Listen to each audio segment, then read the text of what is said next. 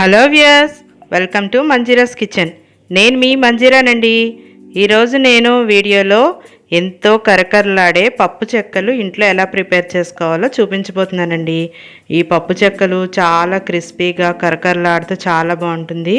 Evening snack టైంలో తీసుకోవడానికి super అంటే సూపర్ స్నాక్ అండి.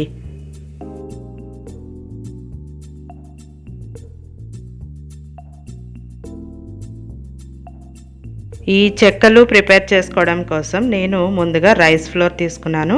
ఈ బియ్యం పిండి మామూలుగా మనం బియ్యంని ఫ్లోర్ చేయించుకున్నదేనండి. ఇది తడి బియ్యం ఏమీ కాదు, మామూలు బియ్యం పిండే. ఇలాగా బియ్యం పిండి తీసుకున్న తర్వాత ఇందులో మనము టేస్ట్కి సరిపడా సాల్ట్ వేసుకోవాల్సి ఉంటుంది. అలాగే ఈ సాల్ట్తో పాటుగా నేను కొద్దిగా కారం కూడా వేస్తున్నానండి. కొంచెం రెడ్ చిల్లీ పౌడర్ ఇలాగ ఒక హాఫ్ స్పూన్ వేసుకుంటే సరిపోతుంది.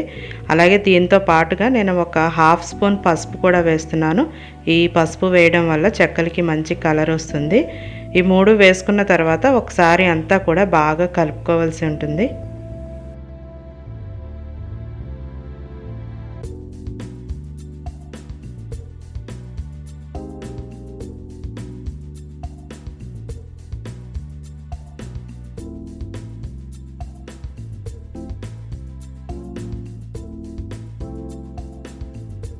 ఒకసారి ఉప్పు కారం అంతా కూడా బాగా కలిసిన తర్వాత నేను ఇందులో బాగా వేడి చేసుకున్న ఆయిల్ ఒక 3 టేబుల్ స్పూన్స్ వేస్తున్నానండి. ఇలా బాగా వేడెక్కిన ఆయిల్ వేసుకోవడం వల్ల ఈ చెక్కలు అనేవి చాలా క్రిస్పీగా వస్తాయి. ఈ ఆయిల్ వేసుకున్న తర్వాత ఒకసారి అంతా స్పూన్ తోటి బాగా కలుపుకుందాం. ఆయిల్ వేడిగా ఉంటుంది కదండి, ఒకసారి ఇలా స్పూన్తో కలుపుకున్న తర్వాత మొత్తం అంతా కూడా మళ్ళీ మనం చేయి పెట్టి బాగా మిక్స్ చేసుకోవాల్సి ఉంటుంది. ఇలా మనం ఆయిల్ వేసినప్పుడు పిండి అంతా ఇలా ఉండలు ఉండలుగా వచ్చేస్తుంది. మనకి ఈ ఉండలన్నీ కూడా ఏమీ లేకుండా పిండి సాఫ్ట్గా అయ్యేలాగా మొత్తం చేయి పెట్టి బాగా కలుపుకుందాం. ఇలా ఆయిల్ వేసి కలిపిన తర్వాత ఇందులో ఉన్న ఈ కారము పసుపు అంతా కూడా పిండికి పట్టి మనం బాగా కలుపుకుంటే ఇది మొత్తం కూడా కలర్ చేంజ్ అవుతుందండి. చూడండి ఎంత బాగా మిక్స్ అవుతుంది కదా. ఇలా మొత్తం అంతా కూడా ఉండలు లేకుండా కలుపుకోవాలి.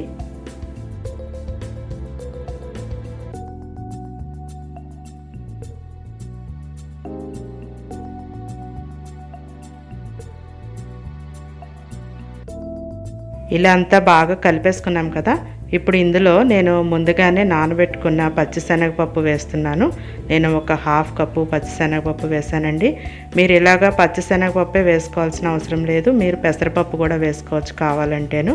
నేను ఈ శనగపప్పుతో పాటుగా ఒక 2 టేబుల్ స్పూన్స్ నువ్వులు కూడా వేస్తున్నాను. మీకు ఏది ఇష్టమైతే అది వేసుకోవచ్చండి. ఇవన్నీ కూడా ఆప్షనలే. ఇవన్నీ వేసుకున్న తర్వాత కూడా ఒకసారి అంతా బాగా కలుపుకుందాం.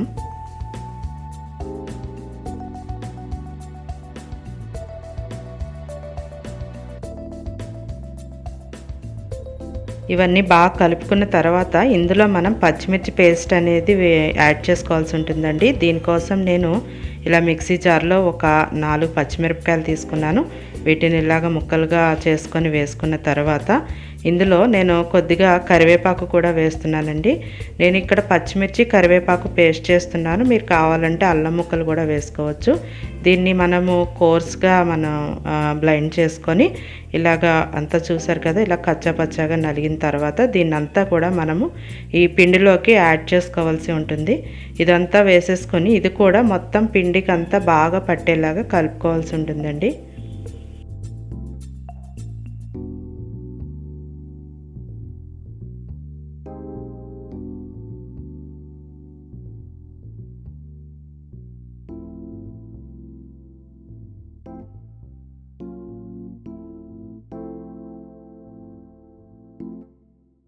ఈ పచ్చిమిర్చి పేస్ట్ కూడా మనకి తడి తడిగా ముద్దగా ఉంటుంది కదండి. ఇదంతా కూడా బాగా పిండిలో కలవాలంటే మనం ఇలాగ చేతితోటి ప్రెస్ చేసుకుంటూ కలిపితే మొత్తం అంతా కూడా బాగా మిక్స్ అవుతుంది. మనము ఇలా ఇదే ప్రాసెస్లో చేస్తేనే మనకి చెక్కలు అనేవి బాగా గుల్లగా వస్తాయండి. ఇప్పుడు మనము ఇదంతా మిర్చి పేస్ట్ కూడా బాగా ఇందులో కలిసిపోయిన తర్వాత మనము ఈ పిండిని కలుపుకోవడం కోసమని హాట్ వాటర్ని యూజ్ చేయవలసి ఉంటుంది. నేను ఇక్కడ హాట్ వాటర్ రెడీ చేసుకున్నాను. ఇది ఎలా అంటే నీళ్ళు మరీ వేడిగా ఉండకూడదు, అలా అని మరీ చల్లగా ఉండకూడదండి. కొద్దిగా వేలు పెడితే కాలేంతలా గోరువెచ్చగా అంటాం కదా, అలా వేడి చేసుకొని సరిపడా ఎంత కావాలో అంత వేసుకొని మనం చెక్కల పిండి అనేది కలుపుకోవాల్సి ఉంటుంది.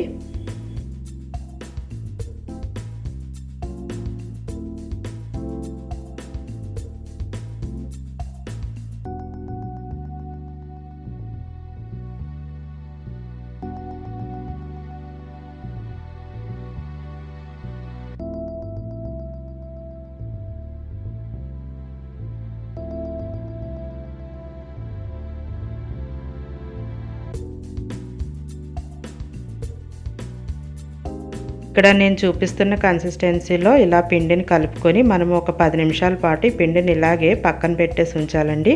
ఒక తడి క్లాత్తో కవర్ చేసి పక్కన పెట్టి ఉంచితే పిండి అంతా కూడా బాగా నానుతుంది.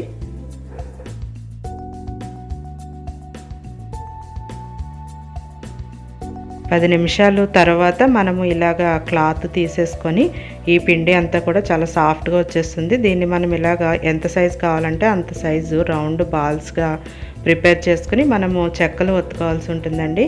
ఈ చెక్కలు ఒత్తుకోవడం కోసం అని చెప్పి నేను ఇక్కడ ఒక పాలిథీన్ కవర్ తీసుకుంటున్నాను. మీరు ఒక పాలు ప్యాకెట్స్ ఉంటాయి కదండి, అవైనా తీసుకోవచ్చు, లేకపోతే పెరుగు ప్యాకెట్స్ ఏదైనా సరే. మనం తీసుకున్న కవర్కి ఇలా ముందు ఆయిల్ అప్లై చేయాలి. ఇలా ఆయిల్ అప్లై చేయడం వల్ల ఈ చెక్కలు అనేవి కవర్ నుంచి మనకి ఈజీగా వచ్చేస్తాయి. ఇలా అంతా ఆయిల్ అప్లై చేసుకున్న తర్వాత మన చేతికి కూడా ఆయిల్ అప్లై చేసుకొని ఈ పిండిని చిన్న చిన్న బాల్స్గా మనకు కావాల్సిన సైజులో తీసుకొని ఇలాగా నేను చూపిస్తున్నట్టుగా చెక్కలు ఒత్తుకోవాల్సి ఉంటుంది.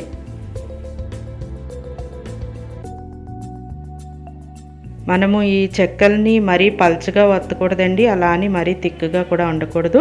మనము ఎంత పల్చగా ఒత్తగలిగితే అంత, అంటే బ్రేక్స్ రాకుండా చూసుకొని మనము ఇలాగా ఒత్తుకొని ఫస్ట్ కొత్తగా చేసేవాళ్ళు ఇలాగా 1, 2 చేసుకొని డీప్ ఫ్రైకి ఆయిల్ పెట్టుకొని మనము ఫ్రై చేసుకుంటేనే బాగుంటుంది. లేదు అనుకుంటే మీరు అన్నీ చేసేసుకొని మొత్తం కవర్ నిండా చేసుకుని కూడా ఒక్కొక్కటిగా తీసుకుని కూడా ఫ్రై చేసుకోవచ్చు. ఇలా మనము డీప్ ఫ్రైకి ఆయిల్ పెట్టేసుకొని ఆయిల్ బాగా వేడెక్కిన తర్వాత అండి, మన ఆయిల్కి ఎన్ని పడితే అన్నిగా వేయించుకోవడమే.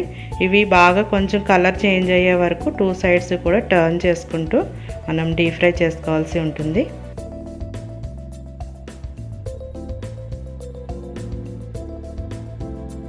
మీకు నా వీడియో నచ్చినట్లయితే లైక్ చేయండి, షేర్ చేయండి. అలాగే నా ఛానల్ని తప్పకుండా సబ్స్క్రైబ్ చేసుకోండి. అలాగే పక్కనే వచ్చే బెల్ ఐకాన్ని తప్పకుండా యాక్టివేట్ చేసుకోండి.